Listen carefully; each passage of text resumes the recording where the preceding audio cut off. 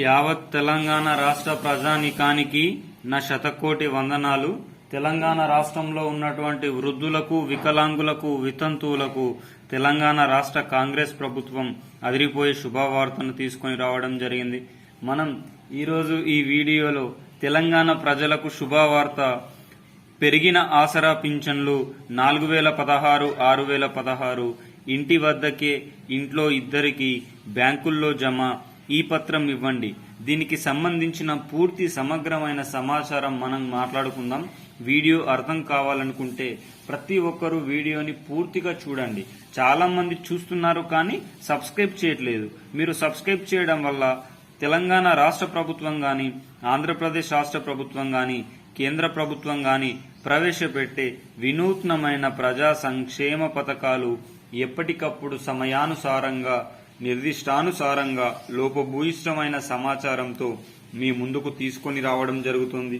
కావున ప్రతి ఒక్కరూ ఈ ప్రజా సంక్షేమ పథకాల గురించి అప్డేట్గా తెలుసుకోవాలనుకుంటే ప్రతి ఒక్కరు మన ఛానల్ని లైక్ చేయండి, షేర్ చేయండి, సబ్స్క్రైబ్ చేసుకోండి. మీ బంధుమిత్రులకు షేర్ చేయడం వల్ల వారు కూడా ఆసరా పింఛన్లకు సంబంధించి సరైన సమాచారాన్ని తెలుసుకొని సరైన విధంగా దీని విధి విధానాలను ఖరారు చేసుకునే అవకాశం అయితే ఉంది.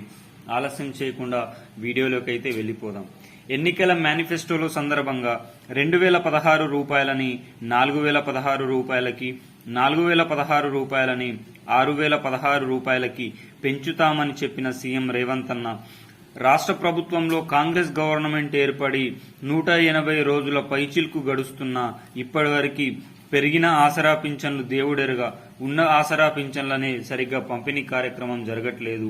ఇదివరకే మే నెల ఆసరా పింఛన్ల పంపిణీ కార్యక్రమం చాలా జిల్లాల్లో పూర్తవగా ఇంకా కొన్ని జిల్లాల్లో పెండింగ్ లోనే ఉంది. మరి ఇలాంటి తరుణంలో ప్రజల నుంచి తీవ్ర వ్యతిరేకత ఎదురవుతున్న తరుణంలో తెలంగాణ రాష్ట్ర కాంగ్రెస్ ప్రభుత్వం గ్రామ పంచాయతీ ఎన్నికలని దృష్టిలో పెట్టుకొని ప్రతి ఒక్క వృద్ధులకు, వికలాంగులకు, వితంతువులకు పెరిగిన ఆసరా పింఛన్ల గురించి కీలకమైన ఉత్తర్వులను జారీ చేయడం జరిగింది.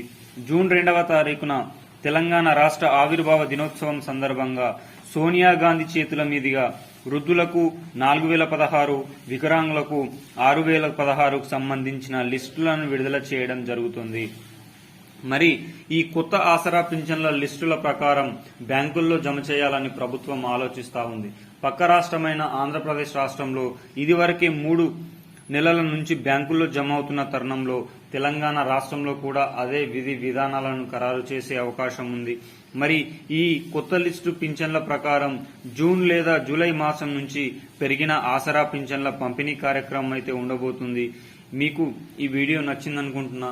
నచ్చితే సబ్స్క్రైబ్ చేయండి, లైక్ చేయండి, షేర్ చేయండి. జై జవాన్, జై కిసాన్, జై హింద్, జై భారత్.